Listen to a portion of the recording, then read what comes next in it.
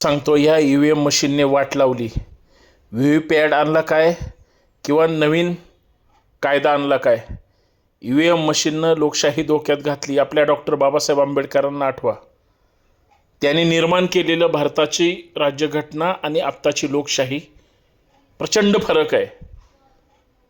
सतत बाबासाहेबांची आठवण येते की बाबासाहेबांनी तुमच्या आमच्यासाठी, गोरगरिबांसाठी, दीनदलितांसाठी, इथल्या प्रत्येक भारतीयांसाठी काय केलं नाही. आणि काय चाललंय सध्या देशामध्ये? मतदान प्रक्रियेमध्ये पारदर्शकता आणायची सोडून लोकशाही पुसून टाकली जाते. निळीशाही तर सोडा, बाबासाहेबांचे उपकार इथली यंत्रणा खिळखिळी करून टाकते. कुणाला बाबासाहेबांची किंमत नाही, कारण लोकशाहीची किंमत नाही ना. इथल्या महापुरुषांचं इथल्या लोकांना देणं घेणं ना इथल्या व्यवस्थेचं. प्रचार प्रसार माध्यम सत्तासुद्धा याच सत्ताधाऱ्यांची बटीक म्हणून काम करते की काय?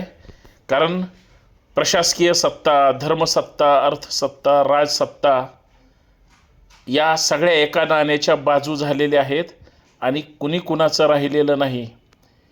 काही लोक असं म्हणतात EVM मशीन सेट केली. काल परवा महानगर परिषदेच्या निवडणुका झाल्या, त्याच्या अगोदर नगरपालिकेच्या झाल्या, सध्या जिल्हा परिषदच्या सुरू आहेत. अहो, पडलेला नगरसेवक म्हणतो आमच्या 120 जागा येणार आणि 119वर येऊन अडकून बसतं. एक का कमी पडली तर एका ठिकाणी फॉर्म वापस घेतला म्हणून. म्हणजे जो माणूस स्वतः निष्क्रिय आहे, अपयशी ठरलाय, तो भविष्य सांगतो आणि तसंच मशीनमध्ये सेट केलेलं असतं.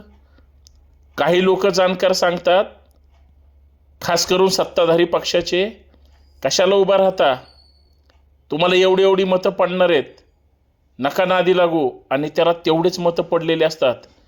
तो जर म्हणला 200-300, 200-300, 2-4 हजार, 2-4 हजार. अहो, प्रस्थापित मोठे मोठे लोक ठरवून पाडले. हे कशाचं चित्र आहे हो? आणि कोण आहे सरकारच्या बाजूनं एवढं सकारात्मक? कोणीसुद्धा नाही. मला सरकारचं देणं घेणं नाही. आमच्या भारतात, आमच्या महाराष्ट्रात लोकशाही जिवंत राहते की नाही याचं फार मोठं कोडं पडलं. तुम्हाला आठवत असेल, लोकसभेच्या निवडणुकीच्या अगोदर आपण आज जे EVM मशीनवर मतदान करतो ना, लक्षात ठेवा, ही सगळी 400 पारच्या गप्पा मारणारी मंडळी संविधान बदलण्याची भाषा करत होते. 1 नेशन 1 इलेक्शन हा सगळ्यात मोठा धोका आहे तुम्हाला. भविष्यात त्याची किती परिणाम भारतावर होणार आहेत, महाराष्ट्रावर होणार आहेत, तुमच्या आमच्यावर होणार आहेत, हे लक्षात ठेवा. म्हणजे एकदाच निवडणुका घेऊन टाकायच्या सगळ्या गल्लीपासून दिल्लीपर्यंत. ह्यांची एकदाच माणसं सेट करायची. ह्यांच्या पक्षाचं तिकीट असेल तरच तो जिंकला, अन्यथा मेला. आणि त्यांना हे पण दाखवायचं आहे, हे सत्तेत येण्यासाठी ह्यांचं बहुमत सेट करणार आणि बाकी 10, 20, 25, 50 तुम्हाला जागा सोडणार. म्हणजे समजा 165 जागा असतील तर 120, 130 ह्यांच्या आणि वरच्या सगळ्या ह्यांच्या. म्हणजे तुम्ही 30-40 खेळायचं सगळं, बाकीचे सगळे पक्ष. हा धोका लक्षात ठेवा, कारण हा धोका फार भयानक आहे बरं का. EVM मशीनला व्हीव्हीपॅट होतं, तुम्ही कुणाला मतदान केलं हे चित्र दिसायचं. आता ते व्हीव्हीपॅट पण गायब केलं, कारण सगळे संशयास्पद आहे. सगळीकडे बोगस मतदान होतं आहे, सगळीकडे मतदार याद्यामध्ये घोळ आहे. अहो, परप्रांतीयांनी तुमच्या अख्ख्या मतदार यादीवर ताबा मारला आहे. काही दिवसांनी महाराष्ट्रावर आणि काही दिवसांनी इथले स्थानिक उपऱ्यासारखं राहतील. हा माझा शब्द आहे, लक्षात ठेवा. हे मी पोटतिडकीनं का सांगतो? तुमची लोकशाही तुमची राहणार नाही. 1 नेशन 1 इलेक्शन परत एकदा सांगतो, तुम्हाला सगळ्यात मोठा धोका निर्माण होणार आहे. प्रादेशिक पक्ष जे आपल्या राज्यातले पक्ष असतात, ते राज्यातले पक्ष संपून टाकणार हे राष्ट्रीय पक्ष, खास करून सत्ताधारी. प्रत्येकजण उठतोय भाजपमध्ये जातोय, प्रत्येकजण उठतोय भाजपमध्ये जातोय. जा रे बाबा नो, पण तुमची वाट लावून तुम्ही चाललाय हे कळायलाच मार्ग नाही. खुर्ची, सत्ता आणि पैसा ह्या 2-3 गोष्टीसाठी सगळे तिकडं पळतायत आणि गप्प बसतायत. अहो ज्याने आता काय बोलायचं. आज 26 जानेवारी, आज दिवसभर डॉक्टर बाबासाहेब आंबेडकर, तुम्ही जे भारताला संविधान दिलं 26 जानेवारी 1950ला जे लागू झालं देशामध्ये, त्याच्यानंतर 77 वर्ष प्रजासत्ताक दिन आजचा आपण साजरा केला. जर लोकशाही मजबूत व्हायची सोडून, गोरगरिबांना हक्काधिकार मिळायचे सोडून, इथल्या लोकांना प्रतिनिधित्व मिळायचं सोडून लाचारीचं आयुष्य जगावं लागत असेल आणि सगळे पैशावरच जर सेट होत असतील तर सगळं गोठमेट आहे हे लक्षात ठेवा. हे मी नाही सांगत, हे गावखेड्यात, गल्ली प्रभागात, शहरात सगळीकडे हा खेळ चालू आहे. सत्ताधाऱ्यांची एवढी हिंमत वाढली आणि खरंय बरेच इलेक्शनच्या बूथवर असणारे म्हणतात पहिलंच काहीतरी सेट केलंय. रिकाउंटिंगमध्ये तो नुसता पुढंच कसा जातोय, कारण तो सत्ताधारी आहे म्हणून, आणि विरोधक असला तर तो मायनसमध्ये जातोय. यार काय खेळ आहे हा. हा लय मोठा घोळ आहे, चमत्कार आहे, संशय आहे, सगळं विचारशक्तीच्या बाहेरचं आहे आणि याच्यावर कुणीच बोलायला तयार नाही. जे नेपाळमध्ये झालं त्याच्या अगोदर श्रीलंकेमध्ये झालं ना, झेंजी, फक्त भारतात होऊ शकत नाही, कारण इथली लोक ही बोथट झाली आहेत, संवेदना राहिल्या नाहीत.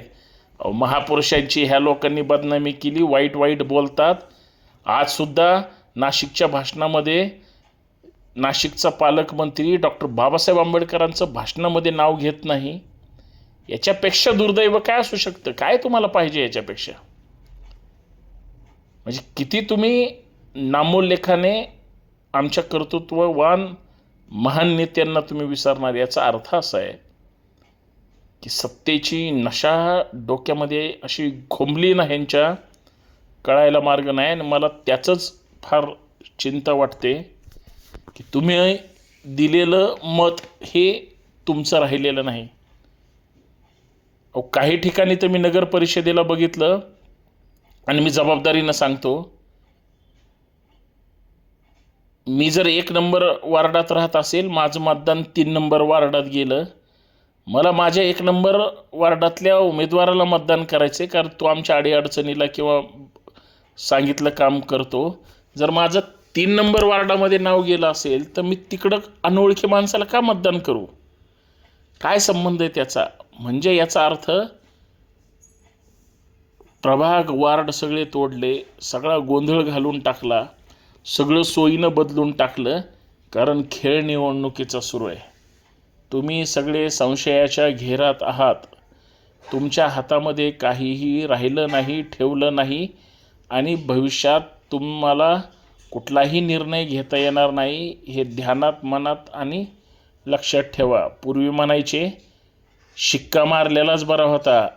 मी सरते शेवटी एवढंच सांगतो, EVM मशीन ही फार मोठी कीड ह्या महाराष्ट्रासह देशाला लागलेली आहे.